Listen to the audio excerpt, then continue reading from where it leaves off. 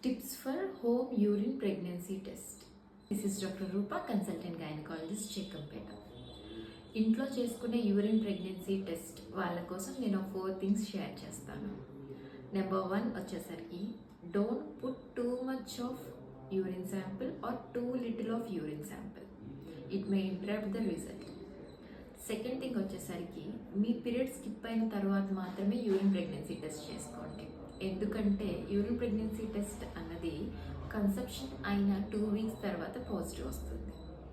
Third thing వచ్చేసరికి మీ result అన్నది within 10 minutes చూడండి. ఆఫ్టర్ 10 minutes అంటే two long period May interrupt the result.